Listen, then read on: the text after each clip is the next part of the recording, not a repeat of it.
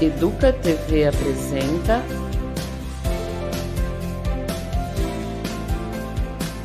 Vamos Conversar?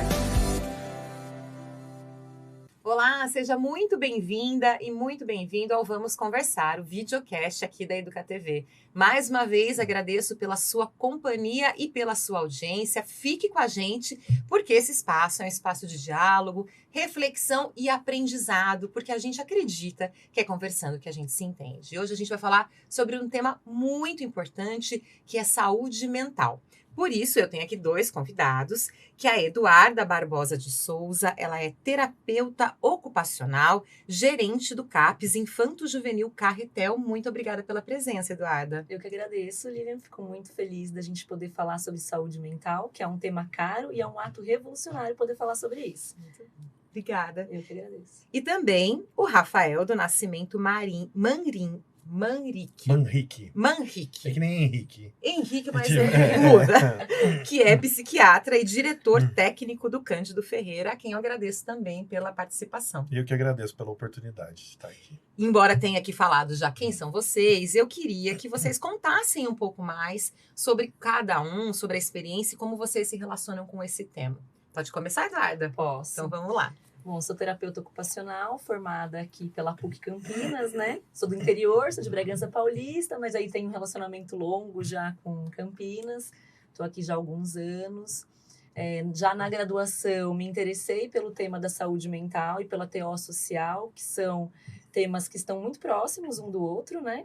A gente não fala de uma vida social sem falar de saúde mental e nem de saúde mental sem ter uma boa qualidade de vida. E aí, então, fui me direcionando para essa parte. Fiz residência em São Paulo, na Unifesp, em TO em saúde mental. Saí de lá, aí fui trabalhar, né? É isso aí. Comecei a trabalhar, então acho que já estou aí formada desde 2008, já faz um tempinho. Atualmente trabalho no CAPS Infanto Juvenil Carretel, com crianças e adolescentes de 0 a 18 anos, mais seus familiares e cuidadores. Mas já trabalhei em CAPS AD, em CAPS 3, temos muitas tipologias de CAPS, acho que a gente vai poder falar hoje ao longo do nosso bate-papo. Mas é isso. Muito bom. E você? Legal.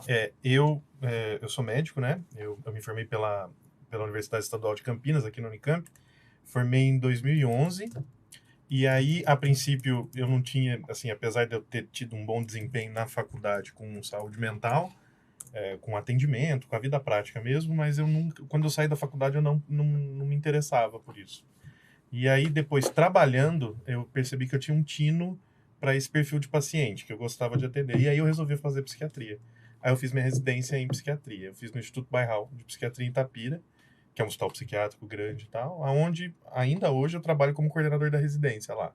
Então, desde que eu me formei, que foi em 2017, que eu formei na residência, eu tô lá, mas lá o meu papel é mais com ensino, com educação, e faz um mês só que eu fui convidado, tive essa honra aí de ter sido convidado para trabalhar como diretor técnico do Cândido Ferreira. Antes disso, eu também trabalhei na São Leopoldo Mandic, na disciplina de psiquiatria lá, era professor da psiquiatria lá. E essa aí, hoje em dia, assim, a minha carreira está bem dividida, assim, em parte da educação e em parte em assistência. Muito bom. Então, temos muitas experiências para compartilhar aqui hoje. E aí eu quero trazer um dado para a gente começar o nosso papo, que foi, inclusive, uma matéria do jornal O Globo, que fala o seguinte, é de 2022, que de acordo com um relatório global anual Estado Mental do Mundo 2022, que foi encomendado pela Sapien Labs, o Brasil possui o terceiro pior índice de saúde mental, levando em consideração respostas de 64 países. Segundo esses números, há mais de 300 milhões de pessoas que sofrem com depressão no mundo, sendo 11 milhões no país. Eu já li também algumas outras matérias, algumas outras informações, que diz que depois da pandemia, esse estado mental, e aí de forma geral, também se agravou, mas tem gente, inclusive, que diz que a gente está numa segunda pandemia, que é de saúde mental, que as pessoas não estão bem. Como é que vocês avaliam isso, né? Vocês acham que realmente a gente tem questões aí de saúde mental que são graves no nosso país? Você quer começar falando? Pode falar. Bom, eu avalio que sim. Eu avalio que se a gente for considerar a natureza do transtorno mental como algo multifatorial, né? Então, o que significa isso? Significa que eu preciso de diversas causas que resultam num transtorno mental, sejam elas biológicas, sociais, enfim, das mais diversas naturezas. E aí eu acredito acredito não, o que os dados mostram pra gente é que em situações de vulnerabilidade social, existe uma predisposição ao desenvolvimento de transtorno mental, né? Então, eu acho que isso meio que explica um pouco a situação nacional, o contexto nacional, né? Existe, pós-pandemia, um mundo diferente, é um mundo que foi assolado pelo medo, pela angústia, de tudo aquilo que a gente passou na pandemia, de medo de morrer mesmo, fora a perda que tivemos, né, as diversas perdas que tivemos de familiares, de parentes, enfim. Então, houve um agravamento dos quadros que a gente consegue compreender naturalmente, né? A gente entende que passar por uma situação dessa houve um agravamento, principalmente nos quadros depressivos e ansiosos, que é isso que a gente mais vê na nossa prática cotidiana, né? Mas É já o que não mais vinha parece. bem, né? A gente já Já não vinha bem, Não, né? já não vinha bem, né? Eu acho que depois da pandemia e durante a pandemia, o que a gente se habituou é falar sobre saúde mental. Também. Se antes havia um tabu, que ainda existe, então se a gente for pensar no tempo dos nossos pais, dos nossos avós, eu vou no psiquiatra, eu vou no psicólogo, a gente não gostava de falar isso. Só quem vai no psicólogo, no psiquiatra é gente louca. Verdade. Então a gente tem muito tabu, muito Até estigma, hoje, né? né? Até hoje. Com a pandemia, a gente começa a falar mais sobre isso. Porque ficar em casa e ver tantas tragédias dentro da nossa casa, fora da nossa casa, com o mundo de uma forma geral, e os relacionamentos ficaram difíceis, isso trouxe à tona um cenário mais preocupante sobre aquilo que é cuidar da sua própria saúde mental e de quem você gosta, né? A naturalização disso, né? Do Isso. processo de adoecimento. Né? Isso. A gente já não vinha bem. Eu acho que o que a gente vê e fica mais evidente após a pandemia é o número de crianças, adolescentes que fazem tentativas de suicídio, Idosos, né? Todos os tipos de violências, os índices de violência doméstica contra idosos, financeiro. Isso aumentou muito durante a pandemia. Então agora nós temos recolhido os frutos. Eu gosto de falar assim, antes a pandemia foi um tsunami. Aí veio aquela ondona e agora a gente está catando os destroços No ainda. rastro do destroço. Exato. E vocês tocaram num ponto que é muito importante, eu acho, que é a história do estigma, né? Eu acho que realmente havia muito mais há um tempo atrás, décadas atrás, mas ainda assim, né, você assumir que tem um transtorno mental, você procurar tratamento, não é fácil. Né? As pessoas ainda não conseguem entender as complexidades humanas e que isso faz parte de ser, né, de ser gente, de ser humano, né? Nós todos, em algum grau ou menor grau, temos as nossas questões. Exato. Perfeito. E existe eu acho que esse programa vem a calhar, não só esse programa, mas toda a divulgação, principalmente do ponto de vista do governo, das instituições de saúde, dos órgãos, né? Enfim, dos órgãos responsáveis pela manutenção da saúde, é importante a propagação do quão é natural se passar por situações que trazem, sei lá, um sofrimento mental, qualquer coisa, e o quão é importante se procurar ajuda para isso, né? E eu acho que também aumenta os índices de notificados de transtorno mental, porque as pessoas acabam procurando mais também, né? Sim. Com essas divulgações, aí acaba aumentando os índices, né? Existem transtornos que são mais comuns no Brasil? Existem o que eu sempre ouço falar muito em depressão e ansiedade. Depressão é nível, assim, mundo. Depressão e ansiedade, né? São os transtornos mentais talvez os mais comuns que temos, depressão e ansiedade. Muitas vezes eles vêm juntos na mesma mesmo combo. É muito comum ter essa associação, essa comorbidade que a gente fala de depressão com ansiedade, né? Mas também é muito comum, principalmente no nosso meio, a gente que lida com saúde pública, o transtorno por uso de substância, Isso, que também acompanha tanto a depressão quanto a ansiedade, né? É muito comum também. Às vezes o paciente, o usuário do serviço, ele acaba recorrendo à droga para alívio de um sintoma, é a maneira que ele achou ali, num contexto, né? Não é, às vezes, e cai naquele estigma de novo, do tipo, ele é vagabundo, ele usou droga, porque pilando, a gente já ouviu cada coisa. Sim. E ninguém tá nesse mundo porque quer, você entendeu? Ninguém tá nessa mazela porque quer. A pessoa busca uma forma de aliviar, e o contexto social que aquela pessoa tem é esse, não tem outro contexto social, entendeu? Então, isso acaba virando um transtorno tal, Sim. e aí isso acaba chegando para nós de alguma forma, né? Agrava tudo que já tem, causa um grande transtorno familiar, você entendeu? Muitas vezes precisa de internação, muitas vezes envolve polícia, envolve judicialização, né? E a questão que você trouxe também no começo da nossa conversa sobre a vulnerabilidade social e a interseccionalidade de vulnerabilidades, né? Então, a gente tem a pobreza, a gente tem o Brasil no mapa da fome novamente, a gente não pode esquecer de falar sobre essas coisas que são importantes.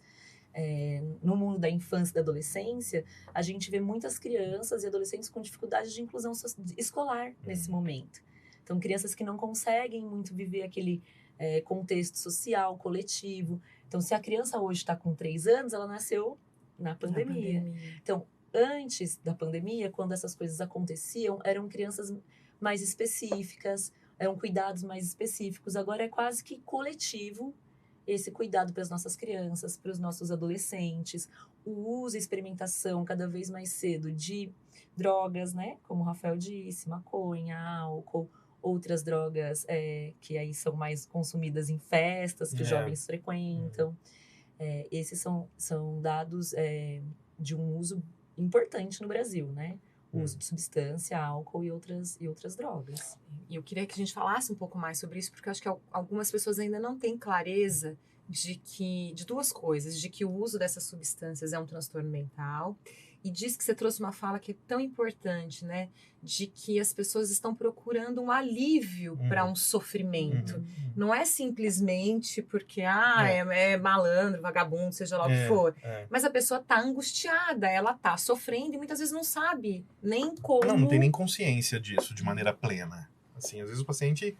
A gente precisa lembrar dos vários contextos sociais que a saúde mental permeia. Então, assim, por muitas vezes a gente lida com uma população que não consegue definir exatamente o que está sentindo, que não torna isso de maneira consciente. O recurso à droga, o álcool, por exemplo, que é tão mais comum, ele vem de maneira absolutamente natural. Essa era a maneira com que o pai dele resolvia as coisas, que o avô dele resolvia as coisas e assim por diante, entendeu? Então, em determinados contextos, a droga está inserida de maneira cultural, não é fácil a gente conseguir dissociar as coisas, né? E também, longe de mim aqui, a hipocrisia de falar que tem que acabar com as drogas, acabar com tudo. Não é isso. Não é essa questão. Eu acho que você traz esse ponto, em que ponto que isso se transforma num transtorno mental, né? Em que ponto que o uso de substância vira um transtorno mental. Acho que a Duda vai poder discorrer sobre isso, principalmente na infância e na adolescência, que isso tem ficado cada vez mais frequente e, por consequência, acaba ficando mais grave, porque começa mais cedo, mas... de uma maneira geral, a gente entende como um transtorno mental quando isso começa a trazer algum tipo de incômodo, de sofrimento, seja para o próprio usuário, seja para quem o rodeia. Mãe, pai, avô, escola. Ou então quando começa a trazer prejuízos diversos, seja ele na esfera, sei lá, acadêmica, ele não estuda mais, seja isso para de trabalhar na esfera laboral, seja isso no convívio familiar, no relacionamento interpessoal, que isso pode ser ou não notado pelo próprio paciente. Às vezes... o nível de crítica que a gente fala que o paciente tem sobre aquele problema está baixo, ele não reconhece ainda, mas as pessoas em volta reconhecem. A gente tem nomenclatura para tudo, a gente fala pré-contemplativo, contemplativo, mas as outras pessoas começam a perceber e aí trazem para a gente, né? Às vezes contra a vontade até do próprio paciente. Na sua grande maioria contra a vontade, né? Mas eu acho que a coisa mais importante é a gente poder conversar. Acho que a gente ainda fala pouco com os nossos familiares, né? Sobre aquilo que a gente sente, pensa, quer fazer, deseja. Porque às vezes a gente tá sofrendo quietinho no nosso mundo, a pessoa que tá do nosso lado não percebe o nosso sofrimento, né? E às vezes o pai e a mãe também tá sofrendo, e ninguém se conversa, ninguém fala sobre sofrimento. E aí vai depositar no profissional uma experiência, uma expertise que a gente conversando já começa a cuidar. Exato. Isso é muito importante para todas as famílias. Começa assim, começa e termina assim. Eu tenho a impressão, e aí queria que se vocês, se é uma impressão que procede de alguma forma, que até por conta desse estigma, as pessoas têm um pouco de negação. Exato. Não é? Negação, pra gente, é corriqueiro, né, na nossa prática, né? É o que a gente chama de mecanismo de defesa. É verdade. Então, é uma das formas que a pessoa tem de passar por cima de um problema que é muito estressante. Então, a negação é uma delas, e é muito comum. Não só pelo próprio paciente, que existe uma negação ativa do uso de substâncias, mas às vezes dos familiares também, né? E aí a gente pode extravasar isso para outros transtornos mentais, né? Às vezes a gente claramente vê que é um paciente que é esquizofrênico, por exemplo, que é um transtorno mental grave, né, que tem muitas consequências sérias aí, e por muitas vezes demora o familiar entender que aquilo precisa de uma intervenção e rápida, sabe? Pra gente não ter grandes consequências por conta de uma negação, né? Nega-se que ele seja esquizofrênico, que ele vai precisar de cuidado. Que ele vai melhorar, Que ele que é vai- só uma fase. Que ele vai melhorar, que ele é diferentinho dos outros e tal. Aí acaba que, é lógico, né, existe a sua diversidade, né? As Claro, pessoas são diversas, né? Sim. Mas aí existe também esse componente da negação, né? Que é muito sofrimento para se entrar em contato. Aí as pessoas acabam negando. Também é um mecanismo de defesa da própria pessoa, né? E Duda, imagino que ainda mais no caso de crianças e adolescentes, né? Porque você reconhecer que uma criança precisa, por exemplo, tomar uma medicação, precisa de um tratamento, né? Como é que é isso lá? Como é que esses casos chegam para você? Lá no CAPS vai aparecendo um pouco por faixa etária, né, as problemáticas. Quando a gente pega as crianças pequenas, aí de 1 a 5 anos, a gente tem muito transtorno global do desenvolvimento. E isso está Que muito isso em quer alta. dizer? É o autismo. Então, isso está muito em alta hoje em dia. As pessoas têm falado, conversado, visto, acessado direitos através desse diagnóstico, dessa hipótese diagnóstica. Então, é algo que a gente sempre está no nosso dia a dia de conversa. Porque tem algumas famílias que chegam com uma criança falando, ele é autista, a gente tem que fazer a desconstrução. Olha, não é. Ou a criança é autista, a gente tem que fazer a construção do diagnóstico. Olha, ele é autista, vai ter uma dificuldade assim, assado, vamos trabalhar isso, vamos trabalhar aquilo. Então, na infância e na adolescência, mas também no mundo adulto, né? A gente nunca trabalha só o paciente, a gente sempre vai tratar do usuário, que é como a gente chama, né, no CAPS, e do seu familiar, ou do seu cuidador. Nas outras faixas etárias, começam a aparecer mais as crianças que são muito agitadas, que a gente chama de hiperativo, que morde colega, morde a mãe, chuta a professora, joga a cadeira. Então, também, sempre as mesmas problemáticas.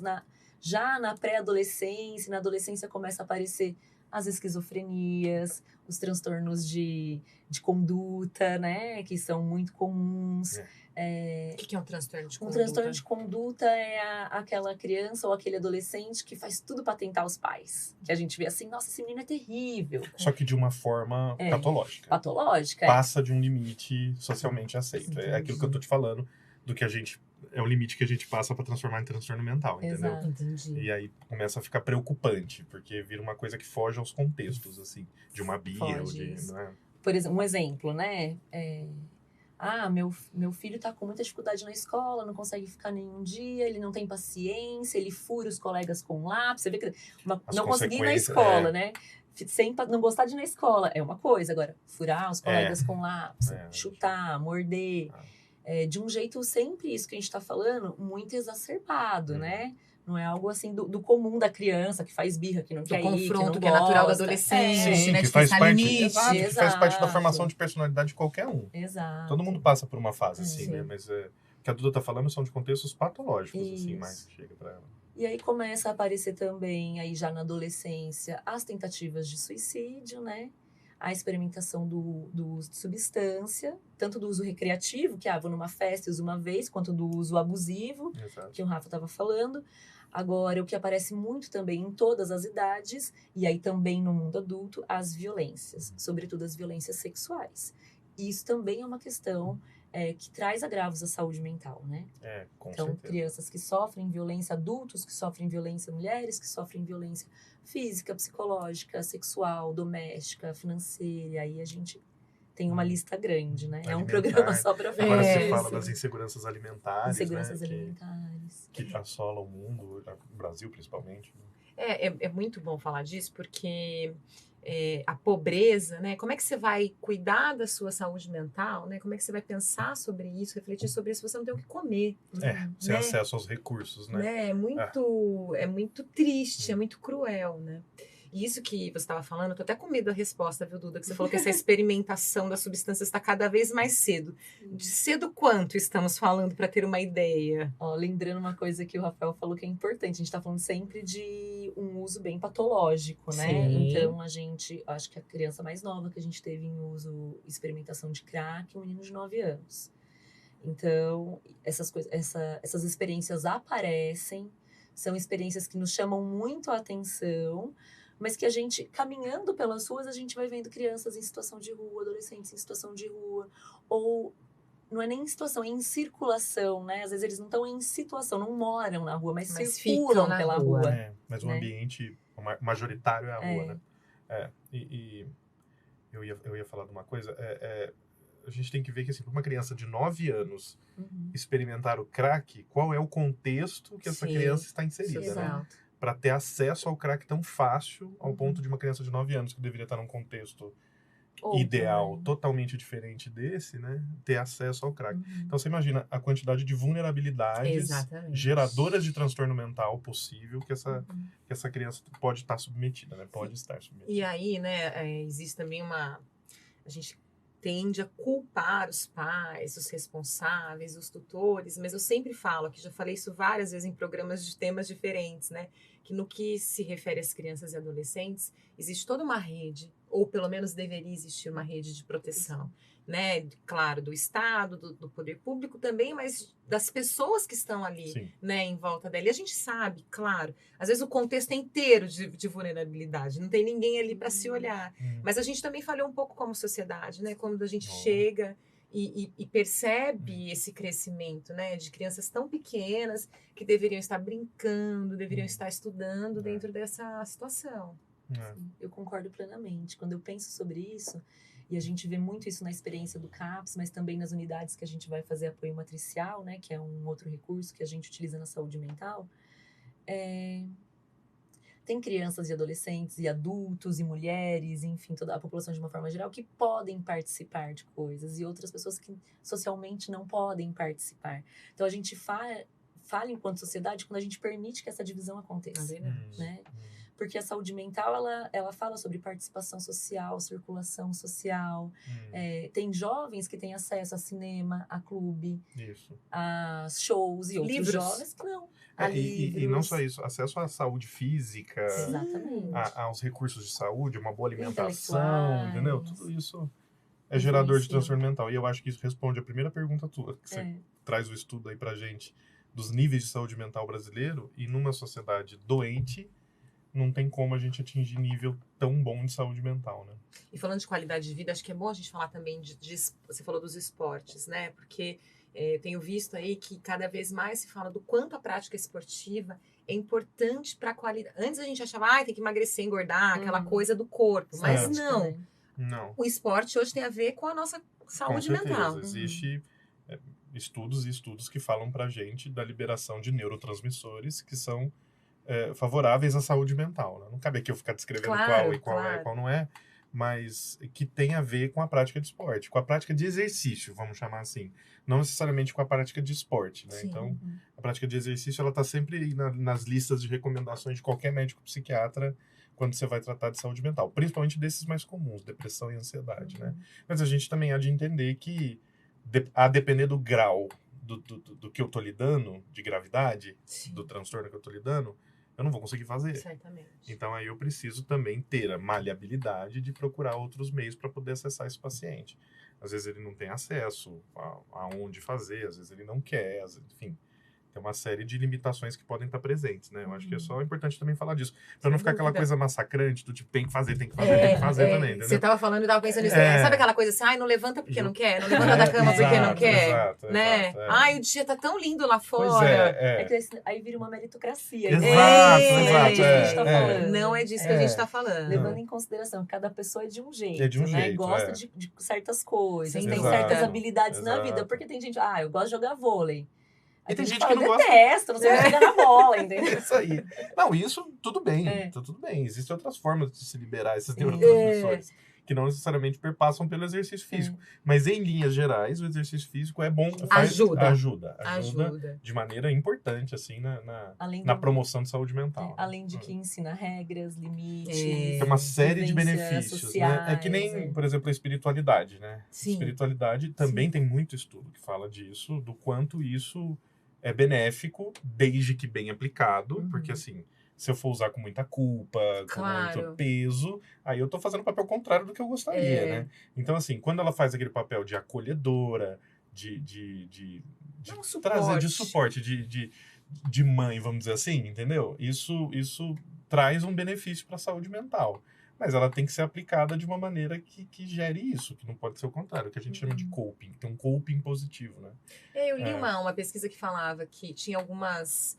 que pessoas que tinham algum grau de espiritualidade tinham menos tendências suicidas. Exato. Mesmo porque as pessoas que são mais espiritualizadas, ou então que têm a sua religiosidade, elas acabam por frequentar grupos, né? Então, forma-se a rede de apoio, essa rede que a gente estava falando agora há pouco, que é importante. Comunidade. Exato. Né? Então, é muito comum na nossa prática, o paciente que fez uso de substância, que acabou por desenvolver uma dependência, e acaba que no processo de recuperação dele, ele acaba encontrando essa resposta num grupo religioso, numa igreja, e acaba se recuperando de maneira plena até, assim, né? Assim, a gente não pode falar em recuperação total, mas existe uma boa taxa de recuperação nas pessoas que se engajam para essa linha, assim, entendeu? E você falou disso, que não, né, dessa coisa plena, né, da cura, entre aspas. Alguns transtornos vão acompanhar as pessoas. Depressão é um deles. Existe uma parcela de pacientes depressivos que se cura. Ah, é? Existe, mas é uma parcela pequena. A maior parte dos pacientes, eles vão acabar tendo um outro episódio em algum momento da vida, ou pelo menos vão precisar acompanhar. Mas vão precisar tomar medicação, por exemplo? Não necessariamente. Não necessariamente. Vão precisar tratar de alguma forma, né? O tratamento, do mesmo jeito que a causa do transtorno mental é multifatorial, o tratamento ele tem que ir nessa mesma linha. Então, assim, existem até alguns graus de depressão e ansiedade que se questiona se o uso de medicação é adequado, graus mais iniciais, vamos dizer assim. Então, existe até uns estudos que falam, o que é melhor? Será que é melhor esse paciente ser submetido só a terapia, psicoterapia, ou medicação, ou os dois juntos? É um debate longo isso. Claro. Mas, assim, de alguma forma, esse paciente, de uma maneira geral, vai precisar se manter tratado. Seja com medicação, seja por outras vias, né? Psicoterapia e assim por diante. E falando, já pegando esse gancho, como é que é lá o seu trabalho de terapeuta ocupacional, por exemplo? São essas outras terapias, são esses outros cuidados? Como é que funciona? O CAPS é um centro de atenção psicossocial, né? Então, a gente tá falando já de pacientes que estão mais agudizados, mais agravados dos seus transtornos. Então, são casos mais graves que chegam para os CAPS. Como é que eles chegam? Eles chegam encaminhados pelas unidades básicas de saúde, ou pelos PS, ou pelos PAs, e também todos os CAPs são portas abertas. É porta aberta? Sim, todos são. Até para traduzir, porta aberta se a pessoa chegar lá e bater na porta, ela vai ser atendida. Ela será atendida, a demanda que ela trouxer vai ser analisada, avaliada junto com ela, enquanto produtora também de sua própria saúde, e pensar se é no CAPS o melhor lugar para aquela pessoa se tratar. Porque às vezes a pessoa acha que é o CAPS, mas não é. Porque o CAPS tem vários profissionais. Então, a gente tem psiquiatra, pediatra, TO, fono, psicólogo. Então, a gente está mais habituado em cuidados ambulatoriais. Eu preciso de médico, eu vou no médico. Eu preciso de TO, eu vou no TO. Eu preciso de psicólogo, eu vou no psicólogo. E o CAPS, ele vai trabalhar com a coletividade dessas profissões, né? Então, lá a gente faz grupos multiprofissionais que vão cuidar de características de determinados grupos, atendimentos individuais, mas ele não é ambulatorial. Acho que tem coisas importantes que a gente foi dizendo, mas que vale a pena reforçar, que o cuidado em saúde mental, ele é singular. Para cada pessoa será de um jeito. É claro que tem diretrizes, né, que a gente segue, mas cada pessoa é um ser único, né? Cada pessoa é um universo. Então, o tratamento sempre vai ser singularizado. A gente trabalha a partir de PTS, que é Projeto Terapêutico Singular. No PTS, a gente leva em consideração a opinião do sujeito, que é diferente, né, na saúde mental, das outras áreas. O usuário, ele tá ali, tem que ser responsável também pelo seu tratamento. Ele né? é ativo. Ativo. A voz dele tem importância, né? Do familiar, dos terapeutas que acompanham o caso e do que está acontecendo fora do CAPS, né? No caso de uma criança, tem a escola, tem os outros grupos, tem o grupo familiar, participa de alguma outra atividade, alguma ONG, algum contraturno. Qual é o contexto de vida desse sujeito? Quais são os territórios de existência que essa criança, esse adolescente, esse adulto está inserido? Então, tudo isso para a gente, na saúde mental, ele é importante. Então, cada pessoa é singular, é um universo. Na saúde mental, nem sempre a medicação é o centro do tratamento, porque isso também às vezes chega, meu filho precisa de remédio, meu irmão precisa de remédio. E aí a gente tem que ter todo um esforço para desconstruir isso também, né? Porque isso é muito comum de chegar, o que a Duda está falando. Meu filho, ele precisa tomar este remédio aqui, porque alguém falou que é bom. Ritalina funciona, então meu filho tem que tomar Ritalina. E por várias vezes a gente nem diagnostica transtorno de hiperatividade e déficit de atenção. Tá? E tem todo um trabalho para isso, né? E às vezes a gente tem que convencer a tomar a medicação, né? E o contrário. É tão tem as singular duas coisas. que tem tudo. E as duas coisas, Então, acho que isso é muito rico da É. saúde mental. E por isso que é um tema difícil da gente falar, porque ele é amplo. Demais. Né? Por exemplo, se eu tenho diabetes e eu faço um exame de sangue lá no postinho, vai aparecer que eu tenho diabetes. Uhum. Se eu tenho um problema de saúde mental, eu faço um exame de sangue, não vai sair Não um exame vai. de sangue. Então, isso também gera muito sofrimento para as famílias que estão passando por esse processo de adoecimento na família, né? Porque a gente também tem os idosos, né? Que vão sofrer aí da sua saúde mental já na sua fase mais final da vida, né? Uhum. Então, a gente, às vezes, isso gera muita ansiedade. Ai, mas agora o meu pai estava bem, agora tá assim, tá assado. Então, é importante a gente conversar. Tem dúvida? Pergunta. Pergunta lá no postinho, liga no CAPS. Todos os telefones estão na internet, né? É dividido por região, né? Sim, também aqui em regionalizado. Campinas, é regionalizado. É isso que você está dizendo. Vou puxar a sardinha aqui para o nosso lado, né? Pode Esse puxar. papo que a gente está tendo aqui, também e aí falando da comunicação mesmo, de falar sobre isso para as pessoas conseguirem também nomear, né? Porque é difícil, às vezes, você, por exemplo, acordar melancólico e triste um dia e todo mundo tem dias bons e Exato. dias ruins, É. do que ser uma coisa que É. realmente precisa ser olhada com mais cuidado, É. que pode levar, né, para uma patologia. E o que você fala, eu acho que isso é de suma importância. Eu acho que isso é papel do profissional também que lida com saúde mental, todos nós. Uhum. Que é a normalização de processos que são saudáveis para o indivíduo sentir. Então, assim, tristeza, dependendo da situação que você passa, é uma reação absolutamente natural e saudável. Sim. Aliás, indispensável para a formação de algumas memórias, de alguns processos, algumas tomadas de decisão. Ela existe de uma maneira adaptativa, ela existe por um motivo. Então, durante muito tempo, a gente... Até hoje, né? Não foi só durante muito tempo, não. Até hoje, mas teve uma época que isso foi pior. Em que não se admitia o sentimento negativo. E aí Good a vibes. pessoa... Então, assim, existe esse ideal de felicidade plena, que o indivíduo tem que ser feliz 24 horas por dia, que é uma falácia absurda. Isso não existe. Ninguém é feliz 24 horas por dia. Não estou fazendo um discurso assim, de ser triste 24 não. Mas, assim, A gente quer ser tem feliz. momentos de tristeza que são, assim... Eu termino um relacionamento. É isso que eu ia dizer. E eu vou reagir gargalhando, Eu isso Eu tenho uma amiga que ela foi pro psiquiatra e falou assim: eu preciso tomar um remédio, porque eu tô muito mal. Aí contou. Falei, não, você tá com o coração partido. Exato, gente. Aí é natural passar por esse processo, onde você vai se sentir triste. Você está doente? Definitivamente não está doente.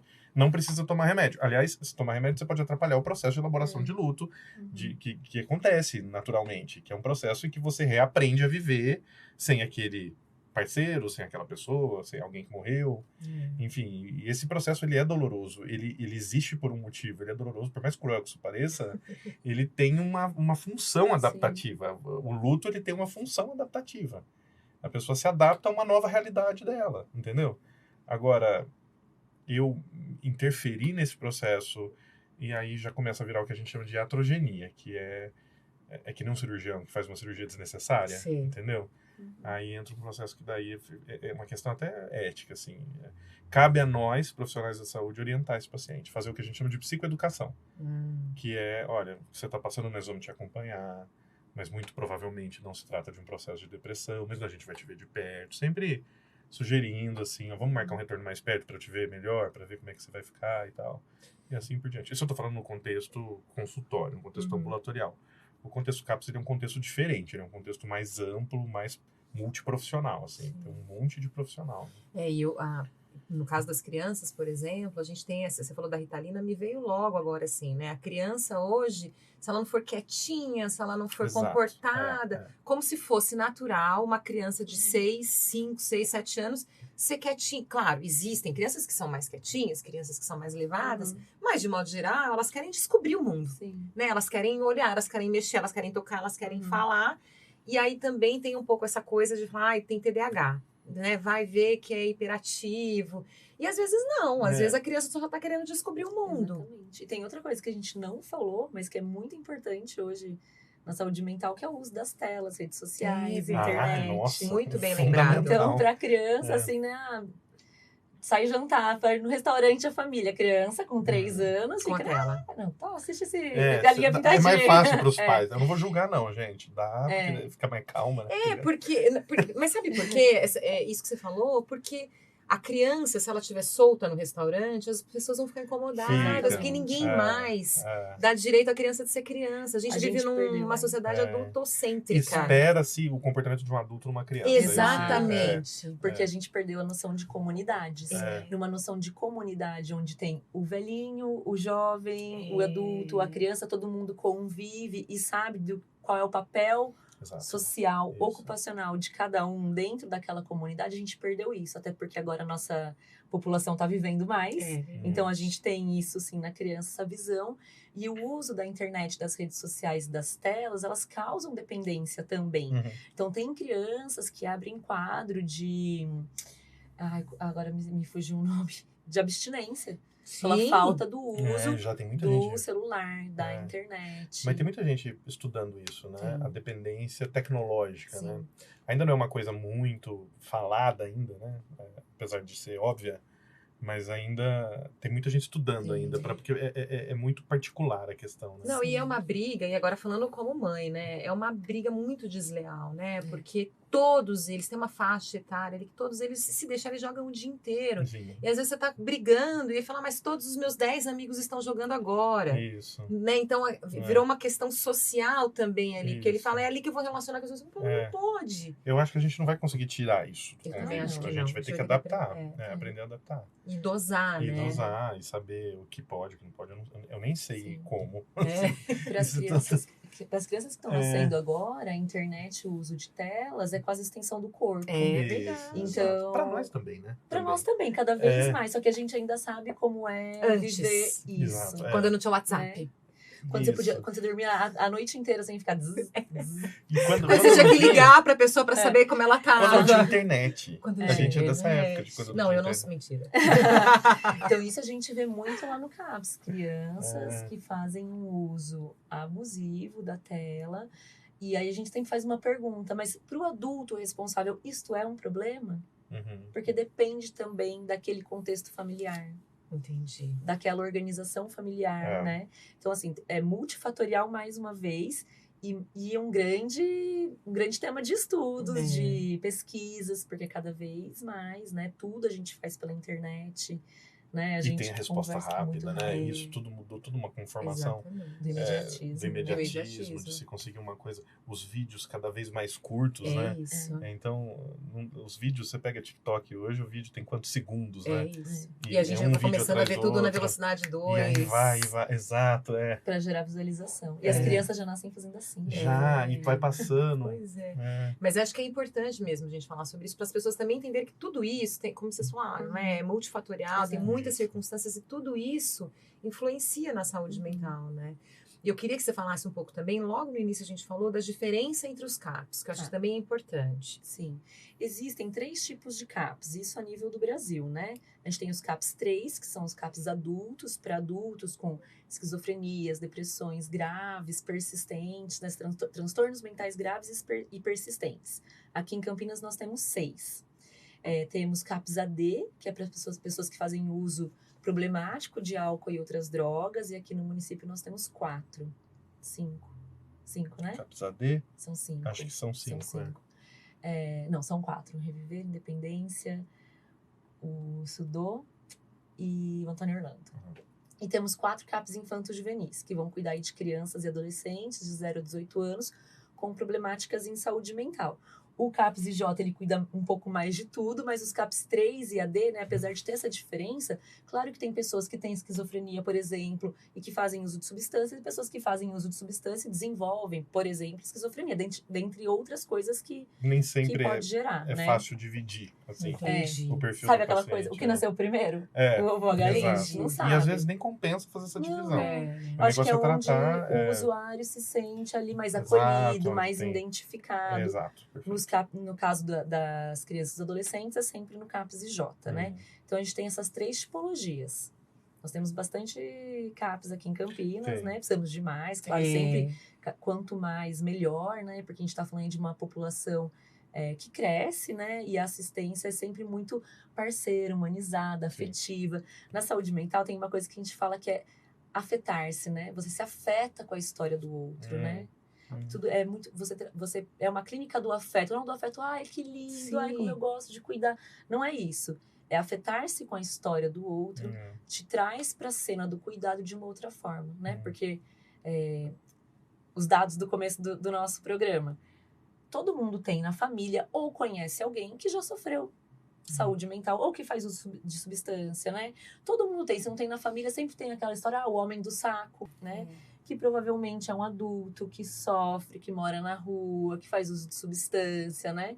Principalmente no interior. Lá em Bragança, quando eu era pequena, sempre tinha essa história aí do homem do saco, que a gente ficava morrendo de medo, né? Então, tem essas coisas que a gente precisa se afetar com a história do outro, porque a história do outro, em algum momento, também é um pouco da nossa história. Sem dúvida, né? Sem dúvida. E no Cândido Ferreira? Rafael, como é que é lá? Essa organização é do Cândido Ferreira. É do Cândido Ferreira. Porque assim, o Cândido Ferreira, na história dele, ele acaba por, na década de 90, a fazer uma transição que acompanha a reforma psiquiátrica. Sim. E aí ele passa Vamos falar sobre isso, porque o Cândido já foi um hospital. Já foi um hospital, né? já foi. Naqueles modelos mais tradicionais, foi um hospital. Só que assim, também sempre não foi humanizado. não vamos também demonizar o que aconteceu, porque existe essa tendência. Mas era o que se tinha de tratamento naquela época. Tradicional, vamos dizer assim. Era o que era usual. Era o que existia naquela época para se fazer tratamento. E aí, na década de 90, ele começa a fazer uma transição que vai terminar meados de 2000 e pouco, que é a gestão dessas unidades de saúde que a Duda está falando. Essa organização que a Duda falou toda, dos 3 tipos de CAPs, além de outros serviços que o Cândido Ferreira faz, estão todos sob a gestão hoje do Cândido Ferreira, que é uma parceria que o Cândido Ferreira tem com a Prefeitura de Campinas. Então, a Prefeitura de Campinas, de uma certa forma, terceiriza o cuidado da saúde mental, e isso fica nas mãos do Cândido Ferreira hoje, que faz a gestão disso. É uma parceria. É um convênio. É um convênio. Né? É um convênio. Desses CAPs que eu falei, 2 infantos juvenis são de exclusividade da Prefeitura. Da Prefeitura, né? De gestão direta da Prefeitura. E um dos CAPs é desse também. O Cândido, para além dos CAPs, tem as residências terapêuticas, que a gente chama carinhosamente de moradias, né? Tem os centros de convivência. Centros de convivência, núcleos de oficina de trabalho. Exato. E tem a residência médica. E o SINAR. Consultório na rua. E tem o consultório na rua, é verdade. Consultório na rua, são 2 equipes de consultório na rua, uma equipe itinerante, né? Que atende justamente essa população mais vulnerável possível. Que é a população em situação de rua. Em situação de rua, principalmente usuário de álcool e drogas, né? Mas a gente tem também, dentro do Cândido, a gente tem uma residência médica que forma residentes, forma psiquiatras, né? Então, um programa de residência médica cadastrado, tudo certinho, validado pelo Ministério da Educação e Cultura, tudo certo. E a gente tem também um Cândido Escola, que proporciona diversos cursos. Vira e mexe tem um curso que está acontecendo de responsabilidade do Cândido Ferreira para a educação continuada. Sim. Além do que, os nossos usuários também têm supervisão institucional, né? Então, existe um processo de educação continuada. É uma organização bem legal, assim, bem... E hoje a gente tem em Campinas um hospital psiquiátrico, não pronto-socorro, não tem, né? A gente tem pronto-socorro. Pronto-socorro. E temos que é onde? Todos os pronto-socorros e PAs atendem a harmonização do caso. Essa é uma dúvida muito importante. Isso. Quando a pessoa está em crise, né? Que a gente chama crise, ela procura os pronto-socorros. Qualquer um. Mas existem alguns pronto-socorros em Campinas onde tem psiquiatra atendendo. É o que a Duda está falando. Não é obrigatório que se tenha, mas alguns têm. Quando tem, os casos que chegam que são de triados pela enfermagem, que são de psiquiatria, acabam passando para essa equipe que cuida. Você lembra? A Unicamp tem. A Unicamp tem. O Ouro Verde tem. Quem mais? Eu acho que é só esses dois que tem psiquiatra, né? O PA São Lourenço também, né? É verdade. O PA São Lourenço. Ótimo. E tem a UPA. Qual? Tem uma eu não sei qual. Eu também não sei, eu vou passar uma informação equivocada. Então. Mas para internação, a gente tem a enfermaria do Hospital Ouro Verde, né? Que é da rede municipal. Os CAPs adultos, eles têm leitos. Então, quando as pessoas estão em crise, a equipe que está lá de plantão, né, faz essa avaliação junto ao usuário, junto à família. Às vezes eles ficam internados, né, nos CAPs. Às vezes precisam de um recurso hospitalar. E aí, lá na enfermaria do Ouro Verde tem, mas é sempre de regulação do município. Então, a pessoa não pode se internar. Eu quero me internar, vou lá me internar. Não. né? Aí tem toda uma regulação municipal, uma gestão municipal. Regulação, só para ficar claro para quem está ouvindo a gente, é a gestão ali da internação, que vai ter que terminar se você vai ser internado ou não e para onde você vai ou não. Né? Existe uma equipe que faz isso. Isso. No caso do estado de São Paulo, é o CROSS, né? Que faz isso. É o CROSS. Muito bem. Como eu imaginava, já estamos indo para o final do programa. Passa muito rápido. Mas eu queria que vocês fizessem as suas considerações finais. Vai que passou alguma coisa, que vocês fizessem aí esse encerramento da participação de cada um. Quem quer ir primeiro? Pode ir, Duda? Posso falar. Eu acho que é importante que todo mundo possa conversar, né? Acho que esse é o nome do nosso bate-papo, né? Do programa. É importante que a gente converse, tire dúvidas. Nenhuma dúvida é irrelevante, é feia ou é burra. Pergunte. Tem dúvida, pergunta. Pergunta, vai no postinho, pergunta no postinho. Pergunta pro vizinho. Faça a sua rede de apoio também, né? Porque às vezes a gente não sabe com quem a gente precisa de ajuda. Que a gente está precisando de ajuda, né? A gente não sabe que a gente precisa de ajuda. Às vezes a gente pode escutar alguém que está precisando de ajuda. Então, a gente ter essa sensibilidade para também ouvir o outro no nosso dia a dia, isso é muito importante. Acho que a gente tem que exercitar a conversa, né? Menos o WhatsApp, mais conversas pessoais, né? Fazer esse encontro. E no caso de dúvidas, ligar nos serviços, tirar dúvidas. Tem tudo na internet hoje em dia, ali de fácil acesso. Pesquisar e a gente sempre vai estar disponível para poder falar sobre isso. Muitas pessoas ligam no CAPS, olha, é aí que eu tenho que levar meu filho, é esse e território. O pessoal orienta, né? A gente vai sempre conversar, né? Sempre vai estar disponível para orientar. Então, saúde mental, a gente precisa cuidar, igual a gente cuida de outras coisas, não tenham vergonha de falar sobre isso, cuidar sobre isso é normal, né? Obrigada. Muito obrigada pela sua participação, viu, Duda? E você, Rafael? Eu queria ir na linha do que você estava falando, que é aproveitando a pegada de Setembro Amarelo, que é para falar sobre suicídio também. Então, eu acho que deixar bem claro que falar sobre, perguntar sobre, não estimula ninguém a praticar suicídio. Não é para ter medo de se falar sobre isso. Falemos sobre isso. E isso vai para a população geral, não só para os profissionais de saúde. Esse tema, se conversado dentro de casa, ele tem que ser elaborado. Isso precisa ser conversado. As pessoas precisam entender em que pé que elas estão se metendo, qual é a gravidade dos problemas que estão acontecendo dentro de casa. E só é possível através da comunicação. Só é possível, assim, se um adolescente, que é o seu caso, que tem esse ímpeto de tentar suicídio, que está com essa ideia, que a gente chama de ideação de suicídio, está com essa ideia de tentar suicídio, se isso é abordado dentro de casa sem muito julgamento, é mais fácil de se lidar. Até porque eu ouvi uma coisa uma vez que me tocou profundamente, né? Que a pessoa que quer tentar suicídio, ela não quer morrer, ela quer acabar com o sofrimento. Tem isso, Né? Não é simplesmente, não... É porque ela está sofrendo. Existe um sofrimento, né? A gente sempre vai considerar patológico. Então, falou em ideação de suicídio, a gente que é profissional de saúde sempre vai levantar a orelha. Claro. Sempre vai. Nunca a gente vai achar que é uma questão existencial. Ele quer se matar porque ele quer. Não, é sempre uma questão problemática, é uma questão que está acontecendo, assim. É contra-instintivo uma pessoa querer se matar. Então, a gente vai sempre considerar que é algo urgente, é uma urgência, é um problema que está acontecendo, que a gente vai precisar endereçar. É lógico que se chega um filho e fala para uma mãe que ele está tentando se matar, não tem como a mãe não dar uma desesperada. Isso é natural também de se acontecer. Mas eu acho que, na medida do possível, tentar se normalizar e reduzir um pouco o julgamento do discurso em cima disso, ajuda a essa pessoa que está em sofrimento falar sobre e ajuda ela também a receber ajuda, se isso for normalizado. Muito bom. Né?